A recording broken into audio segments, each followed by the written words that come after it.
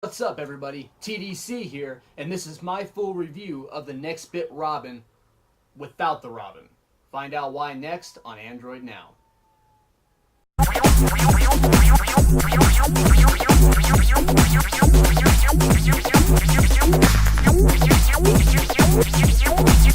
So, the Nextbit Robin, such a fantastic phone, also such a disappointment in my eyes, but we'll get to that part a little bit later on in the video. First, let's start with what's good about the phone. It's got an 808 processor, 3 gigabytes of RAM. It's got a 5.2-inch display.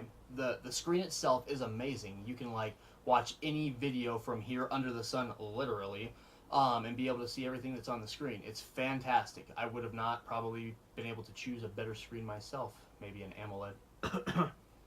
But that being said, the screen itself is fantastic. I believe the phone supports USB Quick Charge 2.0. It could be 3.0. I'm actually not too sure at this moment. If somebody knows, comment below so that way everybody else knows as well. The phone is great.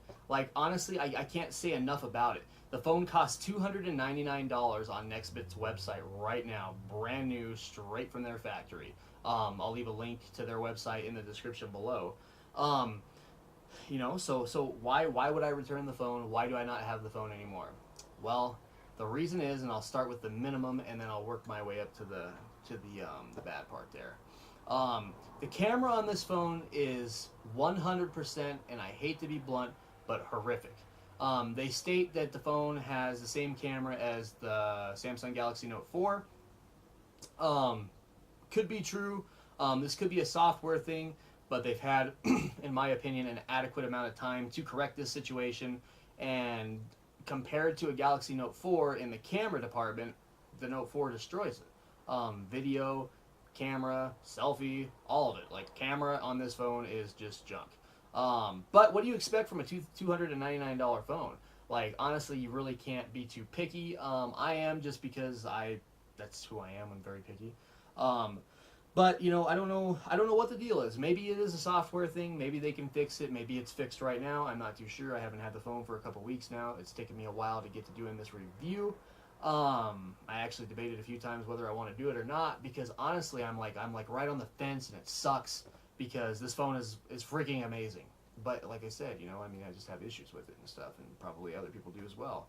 But back to the camera. Trying to take a video or a picture and I wouldn't even call this low light. I'd say right as the sun is going down. We live in the Rocky Mountains, so right as the tip of the sun starts going down, black pictures, black videos, spotty, choppy, not even pixelated looking. It's just it's black, and there was nothing that could fix it. I am a ROMer.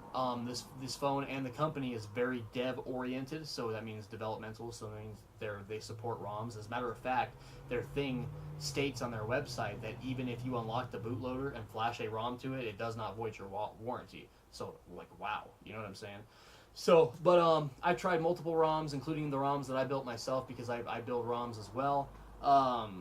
Nothing fixed the camera. Not a single thing fixed this camera, and I was very upset. I take a lot of pictures, a lot of videos, and I almost dreaded going out to do the things that I like to do, where I normally take pictures and stuff, because I had this phone and the camera was so bad. But let's move off of the camera. How you're probably thinking to yourself, well, what else could be so worse about it? Well, I developed a weird bubble on the back of the device. And I didn't know what it was, so before I looked it up, which I should have looked it up beforehand, which I did after I contacted them, but I went to their website. They have a pretty good chat support, online chat support. They're only available during the day, working hours, which is fine. Obviously, people work. Just letting everybody know it's not a 24-hour one. The person that I spoke to was a woman. She was very nice. She told me that nothing was to worry about the phone, and they would send me out a brand new one if I was too worried about it, and then I could ship the other one back, or so on and so forth, whichever way it was. And so I was all like, well, explain to me exactly what it is then. If it's nothing bad or nothing to worry about, then explain to me what it is. Well, she stated that the chip in the phone gets hot, which is a duh. And the material that they used to make the phone, obviously, to make sure that the phone was so cheap to be able to sell at the price that they're selling it for, was not so good material. And what happens is the chip heats up, and what happens is the back casing of the phone starts to rise. Now, I was thinking to myself, I was like, I don't know if this is the truth. So I did a little bit of research after I got done with the chat with her. I looked up the disassembly. It's on YouTube. I can leave a link to that if you guys would like to see it as well. Um, and where my bubble was at was like right on the border of the battery and where the chip was at, but it was leaning more towards where the battery was at. So I started thinking in my head, I was like, I don't know about that. I think that it might be the battery. So then I did a little bit of research online, and like apparently this is a very common thing. And everybody states that it is the chip. Obviously, I didn't want to void my warranty by taking the phone apart and just seeing for myself.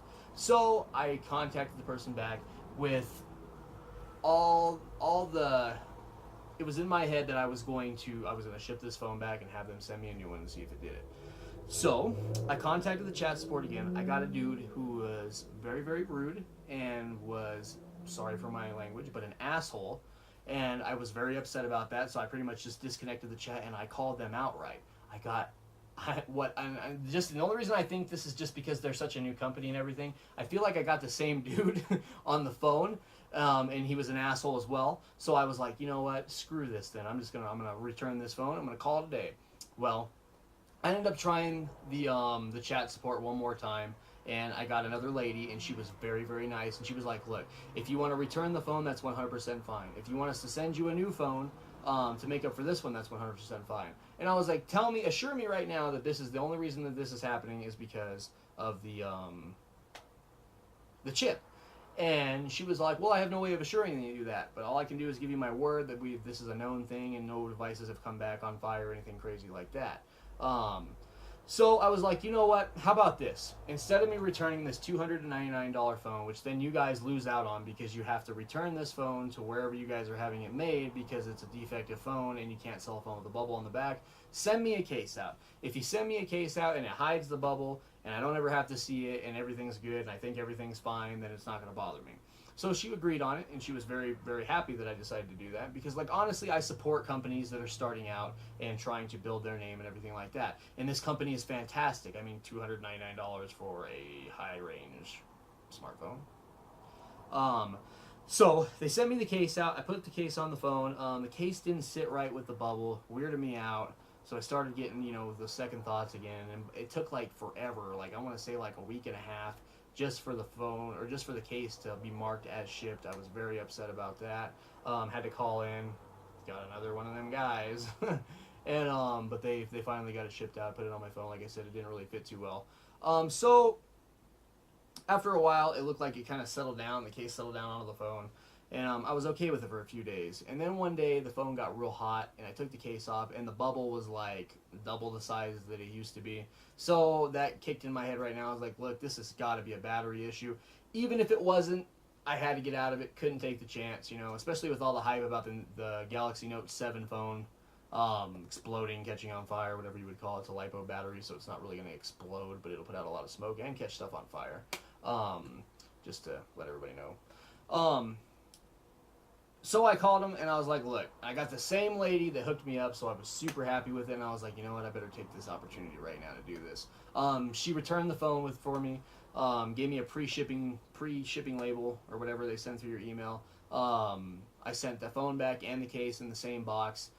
Within 3 days, I had my money back. It was fantastic. I couldn't believe how quickly they were able to do that. So, good experiences with customer service and horrific experiences with customer service. Both things that you will have in a starting company.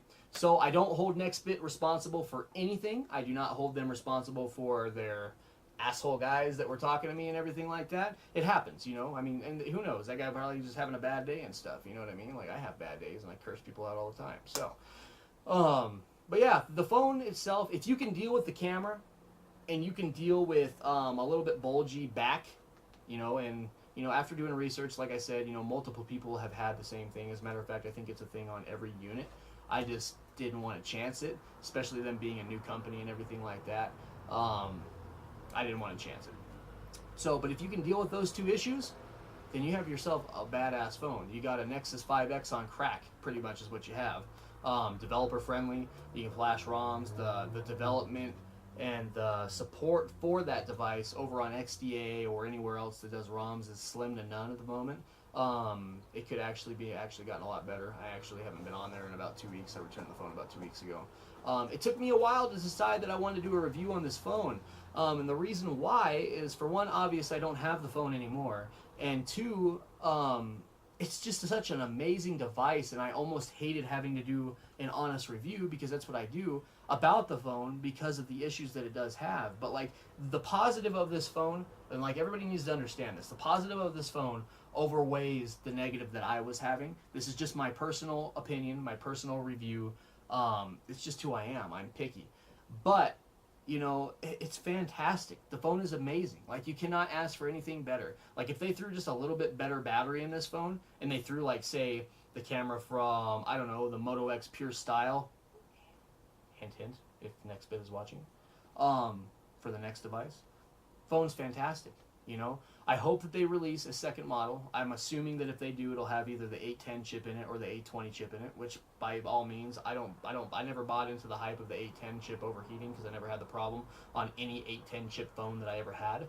So, man, I look forward to it, and I hate having to do this review about the negative parts of it, but I'm going to be honest with people so that way everybody knows. But, yeah, buy this phone if you want a badass phone, spec-wise, performs well, has average battery life. Camera is, I'd say, average for like maybe a 2014 camera.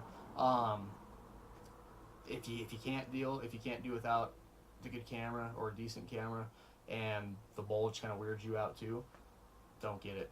But make sure you guys go over and check them out at least, because they are awesome. So, that being said, this is all that I have for the review of the Nextbit Robin without the Robin. Make sure you guys subscribe to my YouTube channel here, Android Now, KCat Media. See you next time. Bye.